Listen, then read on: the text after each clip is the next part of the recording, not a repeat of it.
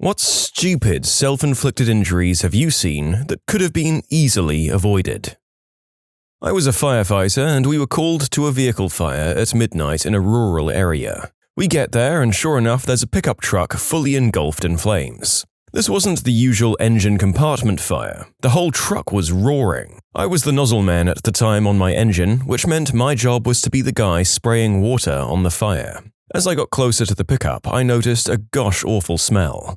I was relatively new, so I couldn't place it, but I just knew it was putrid. My heart immediately sank when I remembered there was a missing girl case in our area. People often stash evidence inside cars and then burn the whole thing to get rid of the evidence. Guns, clothes, even bodies. As I'm putting out the fire, I'm dreading what I'll find. Something was in the truck bed. The fact that the truck's owner wasn't on the scene made me more nervous. Fast forward and the fire's out. Turns out the truck bed was filled with a dozen pumpkins. Thankfully, no bodies. But we had no idea where the driver was. A few days later, we heard from the cops that just before we showed up at the fire, a lone guy arrived at the ER with massive, full-body burns. Turns out that as this guy was driving his pumpkins to a nearby farmer's market, he hit something in the road. His gas gauge went to empty and he smelled gas coming from his truck. The hero of this story crawled under his truck to assess the damage and used the only light source he had, a Bic lighter. Someone saw the fire and drove him to the ER. Some separate passerby was the one who actually called in the fire. In short, if you think you have a gas leak, don't use your lighter as your light source. Can't decide, so I'll take two. Worst injuries: the bikers who thought going 300 kilometers an hour on the German Autobahn was a good idea because it's legal. Those ones are too far gone to even be organ donors, at least for the larger parts. The stupidest: the guy who climbed a fence to sneak into an open-air concert. His engagement ring got caught on the top of the chain-link fence when he jumped down, which degloved his finger and part of his hand. It was past 10 p.m., so the gates were open and entrance was free.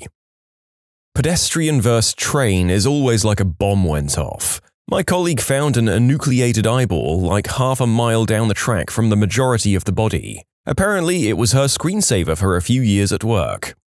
The narrator can't really put his finger on why someone having a photo they took of an eyeball seems so much more sick and twisted a screensaver than, say, a picture that they'd found on Google, which honestly just seems kind of quirky. I guess it's the fact that you know the full tragic story and decided to go, "Okay, I want this on my screen," that seems so morbid. People are weird.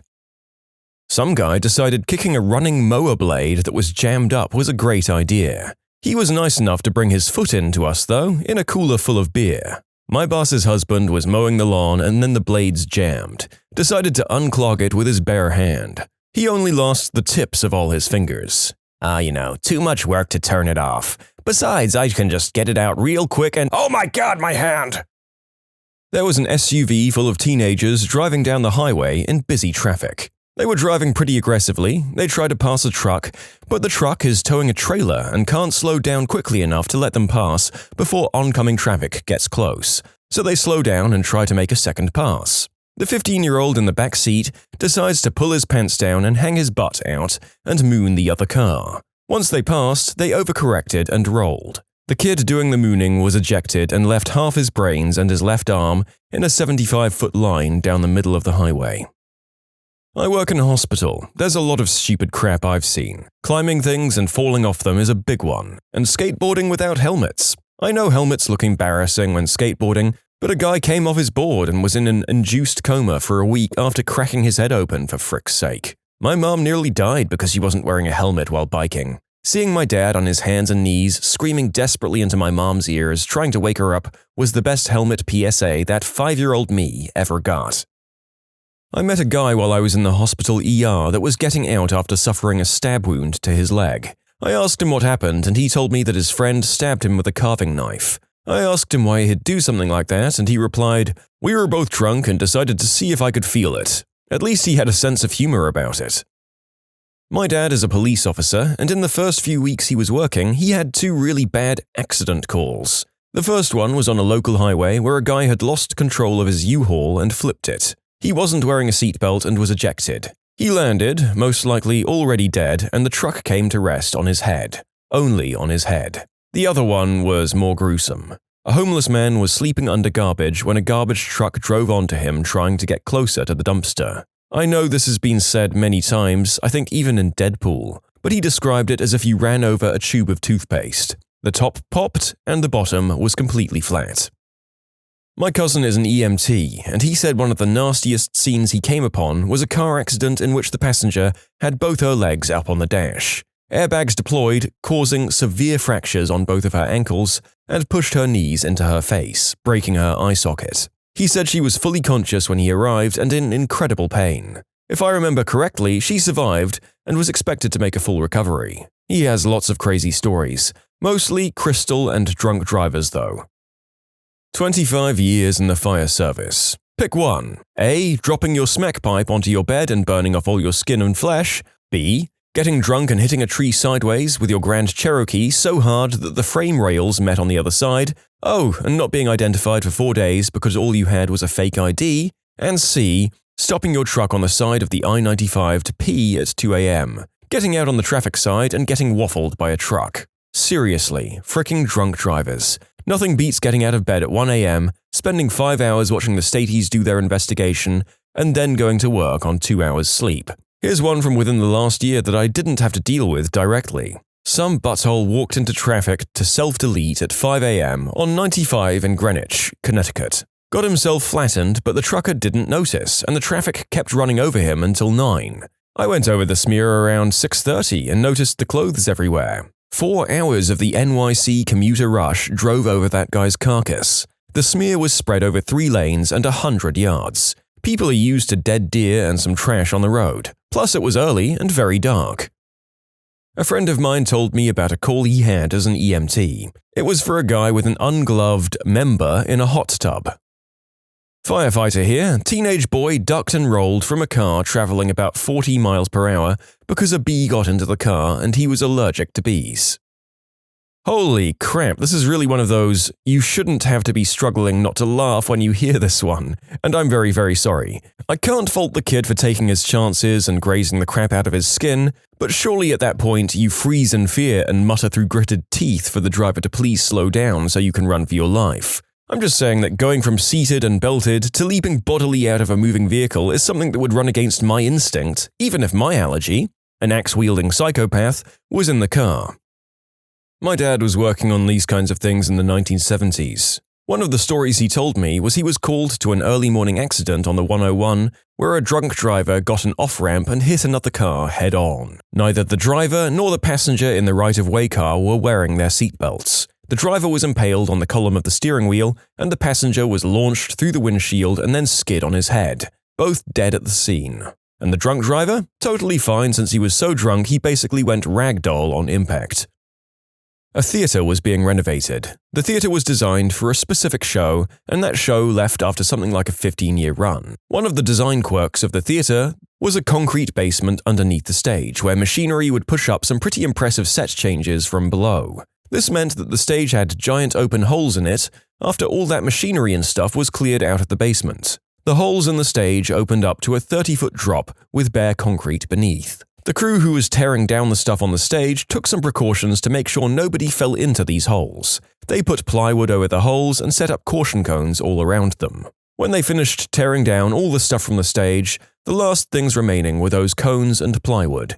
Someone picked up all the cones and it was our future patient's job to pick up the plywood. These were long sheets of plywood, too big just to throw over his shoulder. So he picked up one side of the plywood sheet and started walking forward, pushing it along the stage floor. He never even saw the hole he fell through because the plywood he was pushing blocked his view of his own feet. He fell 30 feet and tumbled on the way down, landing directly only on his outstretched hands. He had multiple nasty compound fractures in both arms. Luckily, the shattering bones of his arms broke a lot of the momentum, so when his head smashed down into the concrete, it wasn't going fast enough to kill him.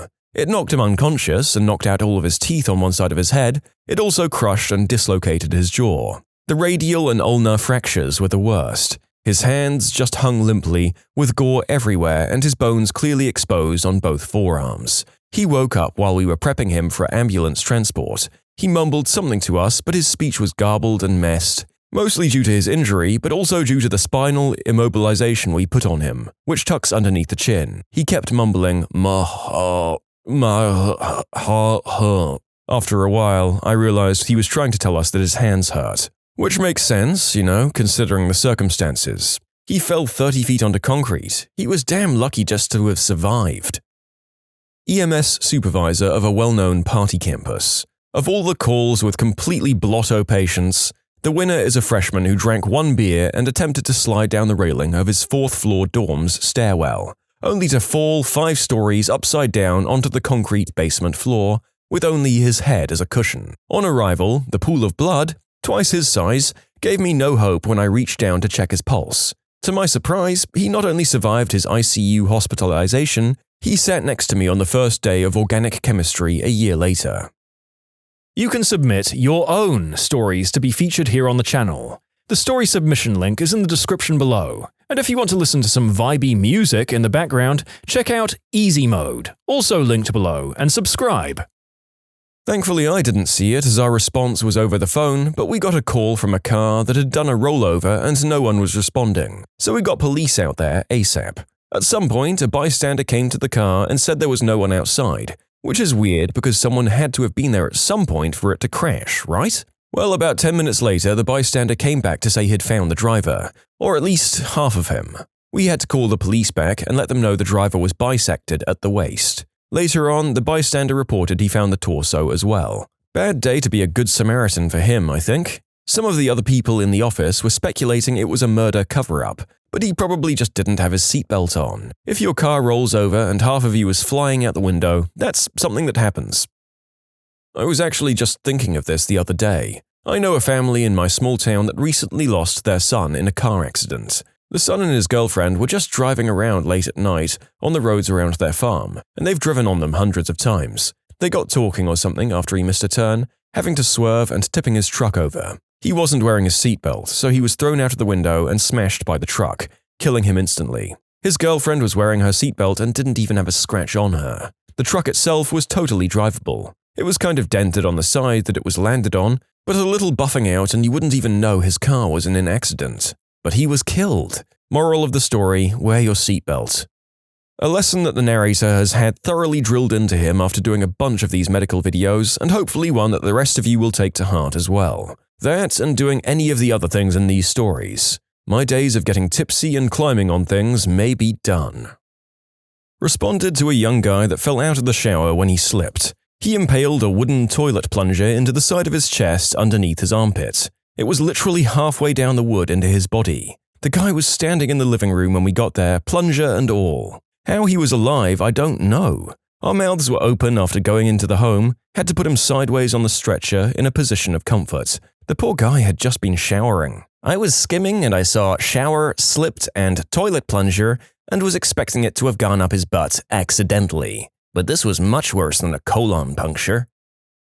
I was at work, sitting there with my boss. This guy comes running into our office and cries for help, talking about his friend standing outside. We walk out and see another young man holding his hand, covered in blood and missing 1.5 fingers. We of course help him, having a first aid kit and luckily my boss being well taught in first aid. He then got transported by helicopter. But the interesting thing is how he got the injury. Apparently the guys were having a barbecue and took a circular saw to cut open their buns. I did this so often before, it never went wrong. I later learned they were able to save at least one of his fingers.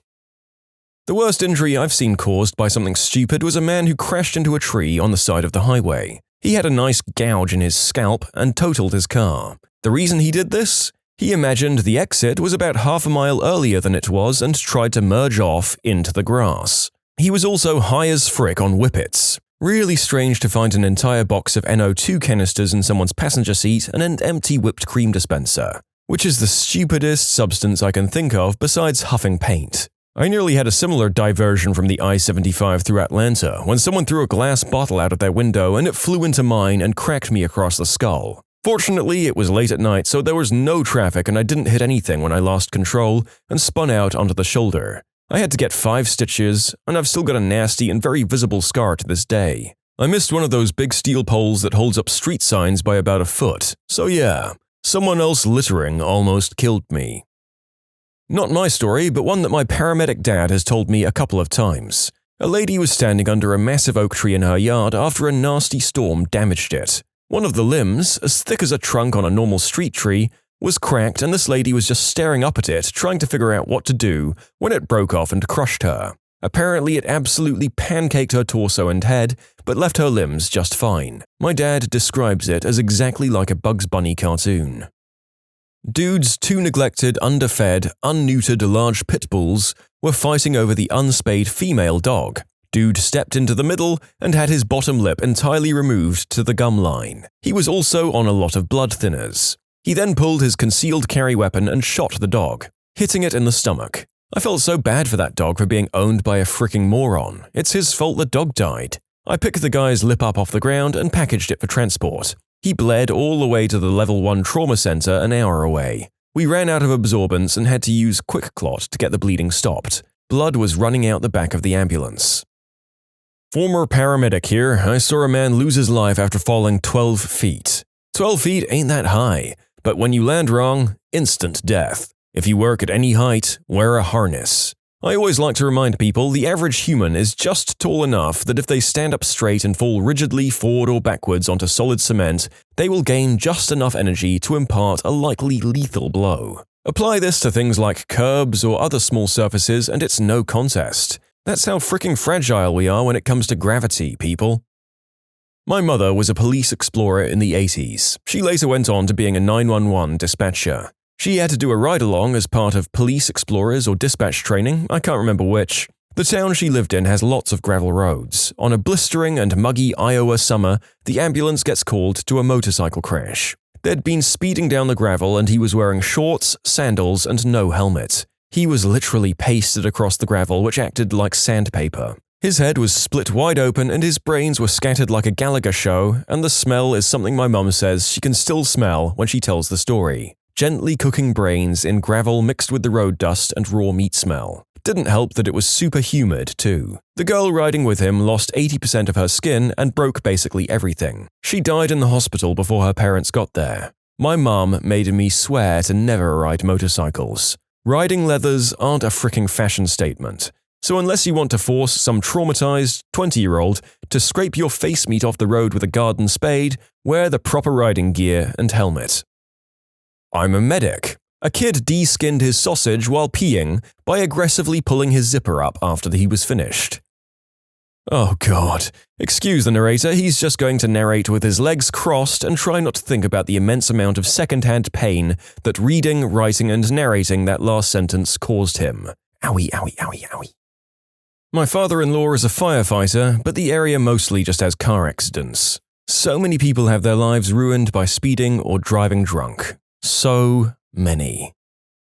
I'm a cop. About 4:45 in the morning, we get a call of a burglary in progress. Now, we get off at 6:30 and have a whole night of paperwork to do right before we go home, so we weren't exactly stoked to do this. Anyways, I get there first and the two occupants come running out and say a guy was trying to break in and smashed a window to do it. So they ran. I'm thinking active burglary in progress, so I get my buddy rolling code 3 in case this turns sideways. We get the house surrounded and decide, well, screw it, we've got to approach somehow. We look through the fence and see what looks like a person laying on the ground. We make entry into the backyard and sure enough, there's a person laying on the ground right by the rear door. Only now we can also see the shattered glass and massive amounts of blood. We push into the backyard and the guy is clearly dead. Medics on scene confirm it. After further inspection, we realize that this clown broke the window and sliced his arm deep, right where your bicep meets your forearm. He then walked from that location to the rear door and tried to enter there for a long time by how much blood was pooled on the ground and on the door. He ended up dying, face up, spread-eagled right by the door. The homeowners had no idea who he was. I ended up going home before the whole thing was wrapped up and I never got confirmation as to anything. But our best guess was that this knucklehead was so high on crystal that he thought that this house was his and ended up smashing the window trying to get in when he couldn't open the door. He cut himself and just died. 911 call for a guy with abdominal pain. We find out the guy had shoved an egg up his butt for bedroom reasons. After he'd concluded his act of self-love, he couldn't extract the egg. He grabbed a spoon and tried to break the egg to get it out. This really happened. The guy just cut himself up real bad trying to get in there and eventually died from complications. A guy wanted to see what a ring on his eggplant felt like, so he used his wedding ring. Couldn't get it off and was ashamed to ask for help until it started turning black and blue and was in extreme pain. Either dude has giant hands or a gosh darn spaghetti wang.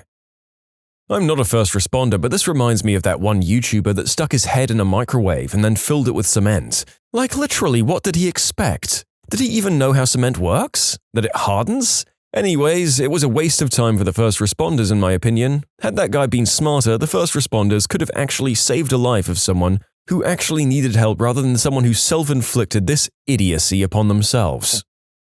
Personally, speaking as a stupid person, I nearly cut a chunk out of my hand because I was cutting carrots on a mandolin without using the guard. I still have the scar and I haven't touched the darn thing since. When you subscribe, make sure to hit the bell to turn on notifications. Put the playlist on in the background to finish listening to all the stories, or if you want some vibey music to put on in the background, check out easymode. If you like Am I the Genius, give Am I the Jerk a shot. Everything linked in the description.